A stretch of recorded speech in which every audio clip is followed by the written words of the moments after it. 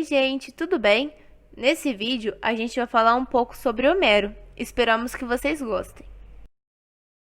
A mitologia consiste num sistema de crenças que busca explicar fenômenos na natureza ou situações que acontecem no cotidiano, por exemplo. Esse termo mito ou mitologia, a gente sabe que é algo bem atual, porque na época era só mais uma forma de enxergar o mundo. A mitologia é baseada na fé, porque não exige a necessidade de uma comprovação. Um exemplo que a gente pode dar é que os gregos acreditavam que o Sol era um deus, o deus Hélio. A Ilíada é um extenso poema narrativo heróico escrito por Homero, que faz referência a temas históricos, mitológicos e lendários. Ilíada, do grego Ilias, é um poema épico que narra uma série de acontecimentos da Guerra de Troia. É uma narrativa composta por mais de 15.000 versos. Os principais personagens da Ilíada estão divididos em dois grupos, os troianos e os gregos. No grupo dos troianos podemos citar Heitor e Paris, que são os príncipes de Troia, Helena, que é a mulher mais bonita do mundo e que é raptada por Paris, o que provoca a Guerra de Troia. No grupo dos gregos, podemos citar Aquiles, que é o maior guerreiro grego, Patroclo, que é sua amante, Odisseu, o homem mais inteligente da Grécia e rei de Ítaca, Agamenon, comandante dos gregos e rei de Micenas, Menelau, rei de Esparta, Ájax, o grande, o mais belo e valente de todos os gregos guerreiros, e Ájax, filho de Ileu, um dos guerreiros que se ocultaram no interior do cavalo de madeira, o cavalo de Troia, e que abriram os portões da cidade de Troia para a entrada do exército grego. A Ilíada. Aquiles não foi para Troia pelos gregos, por Agamenon, Menelau ou Helena, e sim para cumprir o seu destino de se tornar o herói lembrado para sempre, mesmo que o preço da transcendência fosse a morte certa.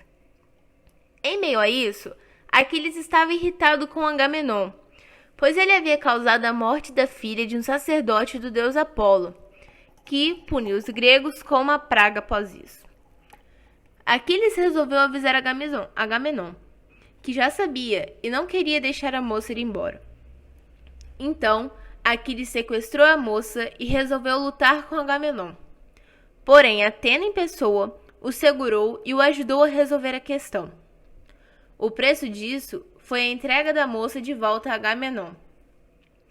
Aquiles, então, parou de lutar e, não contente com isso, reclamou com sua mãe Tétis, que era Nereida, uma ninfa do mar. Ela, então, puniu os gregos. Em Troia, Paris convida Menelau, que era marido da moça Helena, pela qual Paris era apaixonado e rei de Esparta, para uma luta. Mas ele foge do campo de batalha com Afrodite, que leva de volta ao palácio troiano. Depois de um tempo, Paris rouba Helena, dando início à Guerra de Troia. Heitor mata Patroclo, amante de Aquiles, despertando a fúria do herói grego, fazendo com que ele voltasse para a guerra e se vingasse de Heitor, matando-o e desfilando de cavalo com seu cadáver. Após isso, Aquiles se arrepende de desfilar com o corpo do príncipe de Troia e o devolve para o rei Príamo, que realiza o funeral. Homero descreve minuciosamente o funeral de Heitor e encerra sua narrativa com a seguinte frase: "E assim foram os funerais de Heitor, o domador de cavalos." Porém, a Guerra de Troia não acabava ali. A Guerra de Troia. Segundo a lenda, a guerra teria se originado a partir de uma disputa entre as deusas Hera, Atena e Afrodite. Após Eris, a deusa da discórdia, dar a elas o pomo de ouro, também conhecido como pomo da discórdia, marcado para a mais justa. Zeus mandou as deusas para Paris, que julgou Afrodite como a mais justa. Em troca, ela fez Helena a mais bonita de todas as mulheres e esposa do rei grego Menelau, se apaixonar por Paris, que então a raptou e levou para Troia. Agamenon, rei de Micenas e irmão de Menelau, reuniu os aqueus e liderou uma expedição contra Troia, cercando a cidade por 10 anos como uma represália pelo insulto de Paris. Isso provocou a morte de inúmeros soldados, entre eles os heróis Heitor, Paris e, do lado grego, Ájax o Grande e Aquiles, que foi morto após ser atingido em seu ponto fraco, o calcanhar. Com a morte dos heróis, a cidade caiu após a introdução do cavalo de Troia. Foi uma estratégia em que os gregos enviaram o cavalo gigante de madeira à cidade, dando a entender que havia aceitado a derrota. Os troianos, então, tomaram o cavalo como um símbolo de sua vitória e o levaram para dentro das muralhas, sem saber que no interior tinha soldados gregos, liderados por Ájax, filho de Leu. À noite, os guerreiros saíram do cavalo e dominaram as sentinelas, possibilitando a entrada do exército grego e levando a cidade à ruína. Os aqueus massacraram os troianos, exceto as mulheres e crianças, que se tornaram escravos. A Odisseia é um dos principais poemas da Grécia Antiga, sendo uma sequência de Ilíada. A narrativa não narra feitos bélicos como Ilíada, e não se restringe a um local isolado. Ela narra as aventuras de Odisseu, também conhecido como Ulisses, durante 10 anos fora do seu lar. Assim como Ilíada, é um poema que foi elaborado no decorrer dos séculos de tradição oral, que teve forma escrita provavelmente no final do século 8 a.C. A estrutura. A Odisseia é repartida em 24 cantos, apresentando um total de 12.000 versos hexâmetros, sendo composta por 4 partes. Possui um enredo em que tanto as mulheres quanto os escravos marcam o rumo dos acontecimentos, assim como as atitudes dos heróis. A trama da narrativa se destaca por sua originalidade de conservar elementos concretos, diretos, que se articulam no poema sem análises e nem comentários. A Odisseia. Odisseu tenta voltar para sua casa localizada em Ítaca após a Guerra de Troia, porém é submetido a provas em sua viagem de retorno, durando assim 10 anos. Sua esposa Penélope, mesmo acreditando na volta do seu marido, era pressionada por um grupo de pessoas a dizer que ele estava morto e que ela deveria escolher um pretendente para se casar e se tornar rei. Na primeira parte da narrativa, aparece a Assembleia dos Deuses e a partir do Odisseu. Telêmaco, filho de Odisseu, e Penélope ajuda a proteger sua mãe, pois havia muitos pretendentes querendo se casar com ela. Mas, com o passar dos dias, Telêmaco começa a ficar desesperado e decide ir em busca do seu pai.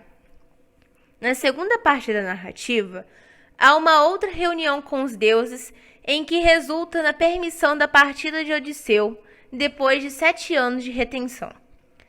Ele constrói então uma jangada e, quando estava navegando, é atingido por uma tormenta que o atira na ilha dos Feaces. Na terceira parte da narrativa, o relato sobre as aventuras de Odisseu é encontrado. Nele, estava falando sobre sua partida de Troia e que os seus companheiros estavam mortos. Enquanto Odisseu passava por muitas aventuras, sua esposa Penélope enganava os seus pretendentes, dizendo que escolheria um deles quando terminasse de tecer uma mortalha, mas ela bordava durante o dia e à noite desfazia o que ela havia feito. Na quarta parte da narrativa, há o retorno de Odisseu para Ítaca, com a ajuda de alguns deuses. Ele se disfarça de mendigo, mas é reconhecido por seu filho Telêmaco, que o ajuda a eliminar seus inimigos. Homero foi um poeta grego que vivia como rapsodo, que eram pessoas que viajavam em cidade cantando suas histórias. Em uma dessas viagens, ele contraiu uma grave doença em seus olhos e ficou cego. Vivia em extrema pobreza e era órfão de pai e mãe. As questões homéricas são as dúvidas relacionadas à existência de Homero. Apesar de ter sido atribuídas várias epopeias a seu nome, não se sabe ao certo se ele realmente existiu. Ele ficou muito conhecido por suas duas grandes obras, a Ilíada e a Odisseia, histórias que narravam grandes feitos heróicos de bravos guerreiros. Essas obras influenciaram muitos poetas e escritores a comporem suas obras. Depois da Ilíada e da Odisseia, ficou mundialmente conhecido e aclamado. É considerado um dos principais formuladores de toda a mitologia grega. O mais importante na formação de um cidadão era a imitação dos grandes modelos, principalmente os modelos heróicos, que expressavam virtudes como prudência, astúcia e coragem, as quais eram consideradas características essenciais para a vida na prática. A pedagogia grega desenvolveu um conjunto de aprendizados que derivavam da gramática e da retórica, ou seja, tinham como atividade fundamental ouvir, ler e decorar versos de epopeias homéricas. Em suas obras, predominava a crença dos mitos gregos, o que permitia conhecer bastante sobre as personalidades, costumes, línguas, valores éticos e estéticos dos deuses e deusas daquele tempo. O que facilitava a compreensão da sociedade grega da época era que a linguagem era rica de simbologias, semânticas e metáforas. Não se sabe se Homero realmente existiu, mas tem duas obras muito conhecidas atribuídas a seu nome, a Ilíada e a Odisseia, as quais foram usadas para instruir os gregos da época. Essas narrativas contam feitos heróicos que expressam virtudes muito valorizadas no período, como prudência, astúcia e coragem. A Ilíada narra a história de Aquiles e outros heróis na Guerra de Troia. Já a Odisseia, que é uma continuação da Ilíada, narra as aventuras de Ulisses até chegar em Ítaca, que era seu reino, e recuperar a mão de sua esposa, que acreditava que seu amado estava morto.